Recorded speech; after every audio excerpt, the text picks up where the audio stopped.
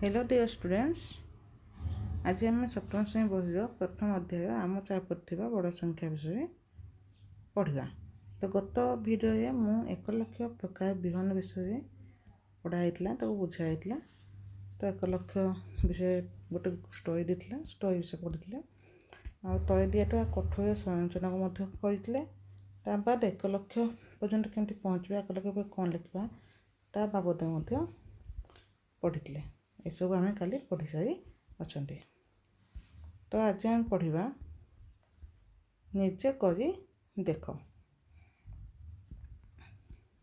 तो ये कौन देती 2011 जनगणना अनुजाई बरगढ़ सहर जनसंख्या प्राय 83,651 थिला। यह 1 लक्ष केते कम।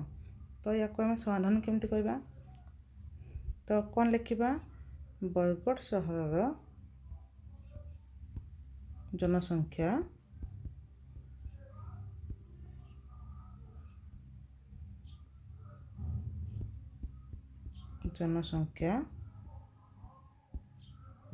केते थिला समान 83,651।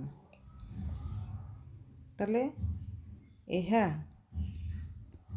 1 लक्ष ठारू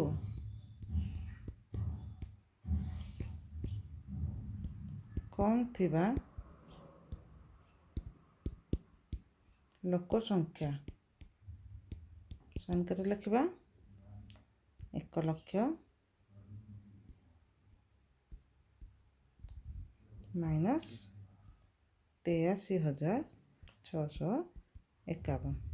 तो फेड़ांग कहवा फेड़ांग कही शिखी 0 1 जीवन तो पाखक 1 आना तो ये केते गला 10 10 1 गले 9 ये 9 अच्छी 9 5 गले 4 ये पुणी 9 रहा ये 9 ये 9 9 6 गले 3 पुणी 9 ये अच्छी 9 3 गले 6 ये 9 9 8 1 तो केते 16,349 जन लोक संख्या बुझीगला।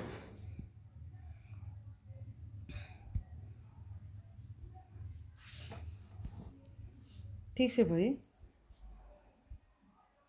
2024 मसीहा बरगढ़ सहर आनुमानिक जनसंख्या 1,40,000। यह 1 लक्ष ठाରୁ केते अधिका 1 लक्ष ठाରୁ केते अधिका कही तो कौन कहवा 1 लक्ष 4,000 रु आम कौन कहवा 1 लक्ष को फेड़ा केते आसो 0 0 गला 0 0 0 4 0 गला 4 केते बाय पड़ला 4,000। ताले 2024 मसीहा बेलू तार लोक संख्या केते गला केते दिए गला 4,000।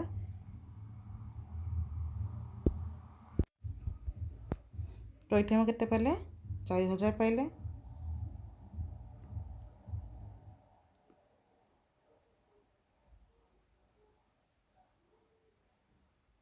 एबे देखिबा 3 नंबर क्वेश्चन कौन देछि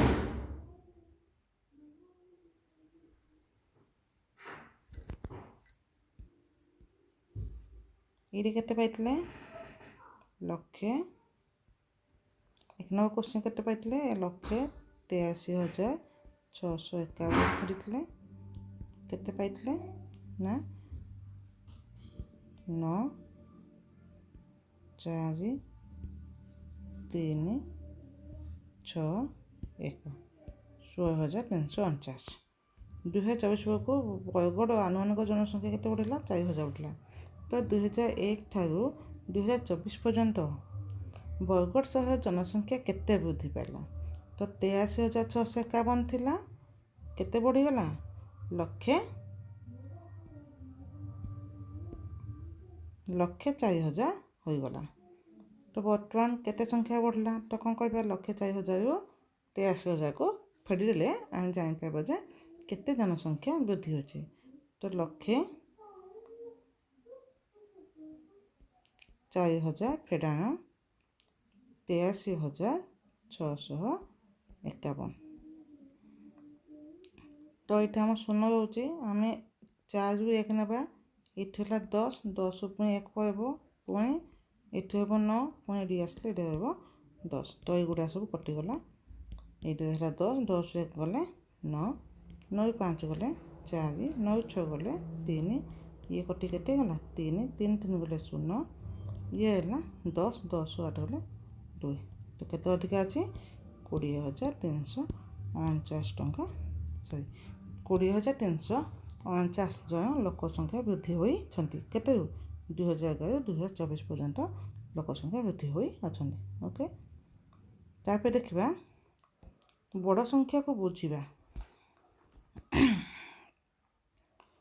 तुम मैंने ए पर्यंत रोचक कथा शुणिथिबो जेपरि कौन देछि ना गुजरात रे अवस्थित सरदार वल्लभ भाई पटेल का प्रतिमूर्ति बा स्टैच्यू ऑफ यूनिटी उच्चता प्राय 180 मीटर आम राज्यर खंडाधार जलप्रपात प्राय 244 मीटर उच्चरू पानी पड़ी थाए एपरी बड़ मापगुड़ी को सबुबले अनुमान बुझा सहज नुहे किंतु ए मापगुड़ी को एपरी बड़ मापगुड़ी को आम परिचित थिबा जिनस आकार सहित तुलना कले आम यहाँ भल भाव बुझीपर ये मापगुड़ी को आम परिचित थिबा जिनस आकार सहित आम तुलना करबा ताले याको बुझीबा सहज होई थाए तो चलो देखिबा एठी गोटे जहाँ चित्र देछि तो चित्र कौन देखुच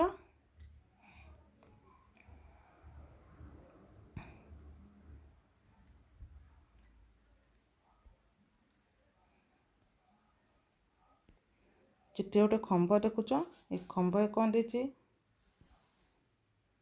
ये खंभ 0 4 8 12 metre 16 metre 20 metre 24 metre 28 metre 32 metre 36 metre 40 metre ये सब महला दिखाई महलाय पिक्चर दिखाई ये स्टैच्यू ऑफ इंडिया तो वल्लभ भाई पटेल फोटोचित्र अच्छे जहाँकि केते उच्चता तंग कहला 180 केते थिला 180 एटा केते हला 180 मीटर ताले कौन देला ना 110 महला विशिष्ट घर समूह उच्चता 1 मीटर यह 10 महला विशिष्ट घर ये चित्रटा केते महला है 10 महला 1 2 3 4 5 6 7 8 9 10 तो 10 महला विशिष्ट घर अच्छी ये समूह उच्चता 1 मीटर जदि प्रत्येक महला समूह उच्चता 4 गुण हुए जदि 4 गुण ताले प्रत्येक उच्चता केते 4 मीटर लेखा बढ़ी बढ़ी गला ताले स्टैच्यू ऑफ यूनिट किंबा समूह ये 10 महला विशिष्ट घर उच्चता मध्य केउटी उच्चता अधिक हम कौन देला स्टैच्यू ऑफ यूनिट किंबा समूह ये 10 महला विशिष्ट उच्चता मध्य केउटी उच्चता अधिक हम क्या उच्चता अधिक हम तो ये कौन है प्रति 4 मीटर माने 10 महला प्रत्येक महला समूह 4 गुणा तो 10 महला बेले केते आसला 10 4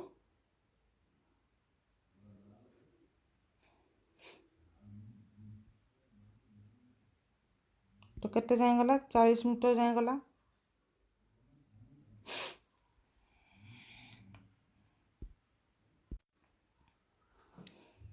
तो एठारे समूह ऊपर महला अच्छी जहाँ उच्चता हूँ 1 मीटर तेणु से कौन कहला 1 मीटर उच्चता प्रत्येक घर समूह उच्चता 4 गुण तो गोटे महला 4 मीटर उच्चता तो 10 महला माने केते मीटर उच्चता 40 मीटर उच्चता ताले महला उच्चता केते आसला 40 मीटर और स्टैच्यू ऑफ यूनिट उच्चता केते आसला 180 मीटर ताले काहे उच्चता अधिक ना स्टैच्यू ऑफ यूनिट उच्चता अधिक तो हम आसीज उत्तर स्टैच्यू ऑफ यूनिट उच्चता अधिक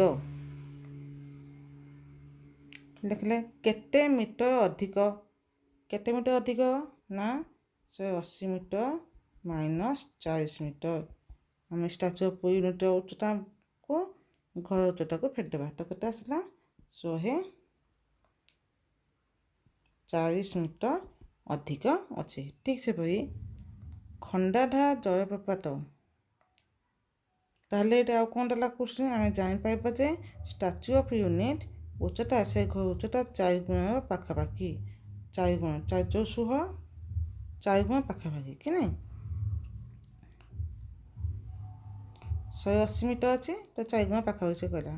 ଖଣ୍ଡାଧାର ଜଳପ୍ରପାତ ସମୁଦ୍ର ଘରର ଉଚ୍ଚତା ଠାରୁ କେତେ ଅଧିକ ଉଚ୍ଚ କ'ଣ ଦେଲା ଖଣ୍ଡାଧାର ଜଳପ୍ରପାତ ସମୁଦ୍ର ଘର ଠାରୁ କେତେ ଅଧିକ ଉଚ୍ଚ।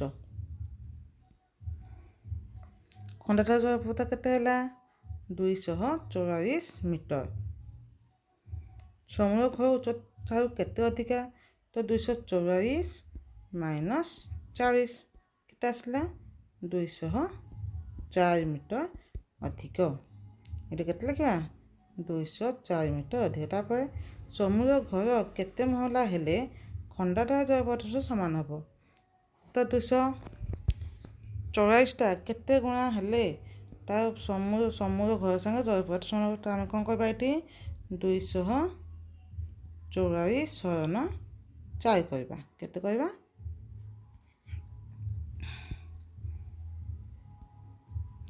244 ଶୟନ 4 ତ ଆମ ଆସିଗଲା 4 3 4 ଛକ 24 4 4 କେ 4 ତ କେତେ ଗୁଣା ହେଇଗଲା 61। ଯଦି ଆମ ସମୁଦ୍ର ଘର ଯଦି 61 ମିଟର 61 ମହଲା କେତେ 61 ଗୁଣା ହେଲା ତ 61 ମହଲା ଯଦି ହେଇଯିବ 10 61 ମହଲା ହେଲେ ଯାଇକି ଆମର ସମୁଦ୍ର ଘର 61 ମହଲା ହେଲେ ଯାଇକି ଜଳପ୍ରପାତ ସହିତ ସମାନ ହୋଇପାରିବ ବା ନିକଟ ହୋଇପାରିବ। ବୁଝିଲା ପିଲାମାନେ।